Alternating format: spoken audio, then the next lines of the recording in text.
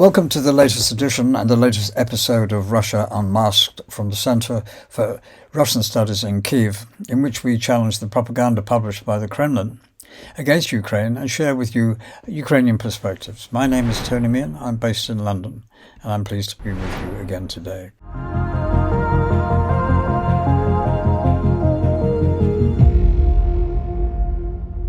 Russia's war of aggression against Ukraine continues to escalate.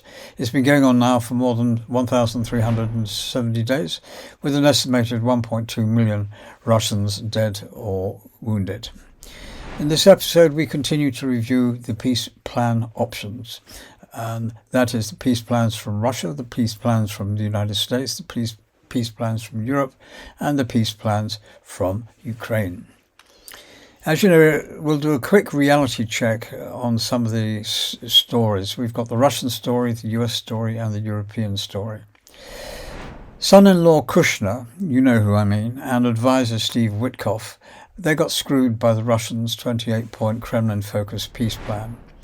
The sane members of the international political world, by that I mean elected European leaders and Ukraine leaders and also NATO representatives, have revisited, redrafted, rewritten a new 10-point plan, which we will touch on later in this session. It focuses on the security of Ukraine and the security of Europe against any future Russian military aggression and also political demands and ambitions. Interesting. When drafting any agreement, just as a point of observation, clarity is essential to avoid any and all opportunities for misunderstanding, misinterpretation, or abuse. Keep it brief. The more clauses, more occasions for multiple opportunities to disagree. I would suggest that 28 clauses for a simple peace plan is excessive. By way of background, before we get into nitty-gritty, American publisher Bloomberg published the content of a conversation between Russians Yukoshov and Dmitriev, who are Putin's representatives, which took place on the 29th of October. This is before any formal meeting with the US members, i.e. Witkoff and Kushner. And in it they discussed how best they could actually fix the Americans, if you like. So therefore, they wanted to pass documents to them, who Witkoff, particularly a long-time friend of the US president and also his special envoy. So therefore, that the Kremlin's preferred terms were received and used and accepted. According to Kremlin's plans, Witkoff was to receive the Russian draft proposed settlement and present it as his own to the President of the United States, thereby resolving the war in Ukraine. During this discussion, Dmitriev suggested handing over the document informally, so that allowed the American side to review it, rewrite it if necessary, tweak it, Americanize it, and present it as their own work. He also expressed that the text would remain as close as possible to the Russian original. If the above is true, it sheds a light on a lot of the shifting and the changing that has resulted following the international outcry against the so-called US-Russian peace proposal. And from here on, if I refer to it as the Russian peace proposal, you will understand I'm talking about the same document. So there are two stories here. The first, that the Russians convinced Witkoff and Kushner to present the Kremlin document as their own work. There is a second story that comes out whereby Witkoff briefed the Russians on how to structure and how to phrase and how to write the proposal so it appeared to be more acceptable to Donald Trump. So that's interesting, isn't it? Any reference to a joint proposal is proven to be incorrect. It is, in fact, a bad negotiation. It wasn't a negotiation. It was an English language editing class for the Russians. Ukraine's interests were irrelevant, ignored totally. It was all about appeasement of Russia and Vladimir Putin. Fortunately for Ukraine, there are and were and still remain enough intelligent political minds in Europe to recognize the scam when it was first published. Germany's Merz, France's Macron, and former UK Prime Minister Johnson, to name three, all came out and said this is unacceptable. And there were others as well. So let's look at the peace plan proposed by Europe following the meeting in Geneva between Ukraine, and this is one of the very rare meetings at which Ukraine was involved in a collective group discussion relating to its future peace programme and policy. Talking about the UK, Germany and France, they've prepared a counter-proposal along with other European allies to the 28-point peace plan from Russia.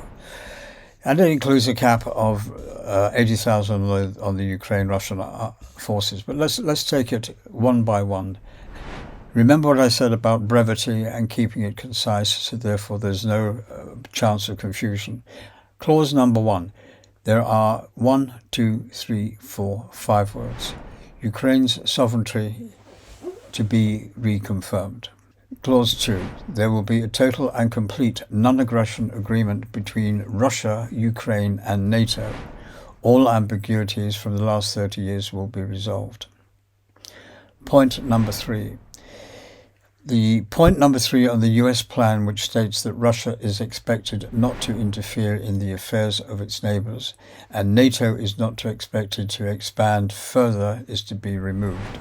So therefore, the veto that Russia was trying to impose on NATO, on whose members, who isn't a member, where it is and where it isn't, is removed completely.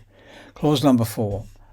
After a peace agreement is signed, a dialogue between Russia and NATO will convene to address all security concerns and create a de-escalatory environment to ensure global security and increase the opportunity for connectivity and future economic opportunities. Simple. Clause number 5, another short one. Ukraine will receive robust security guarantees. 6 words. End of story. Doesn't say by whom, doesn't say where, whatever, but those robust security guarantees will be in place. Clause number 6. The size of the Ukrainian army will be capped to 800,000. That's in peacetime.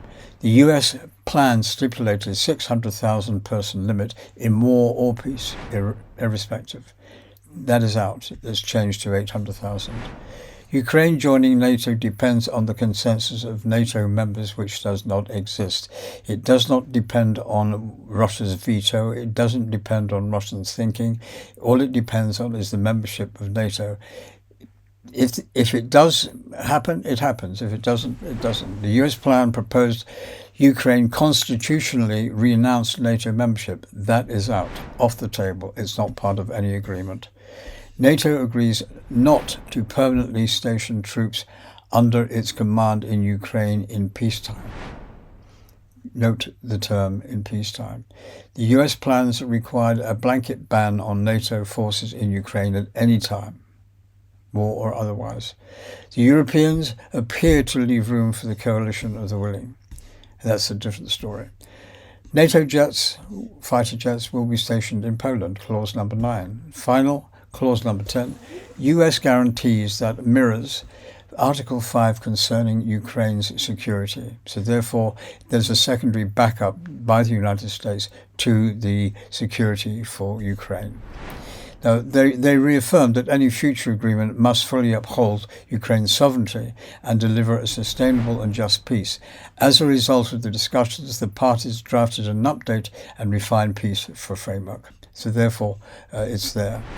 So from all of us here at the Centre in Kiev, thank you very much for your attention. Please share this podcast with your friends and those you think who will be interested.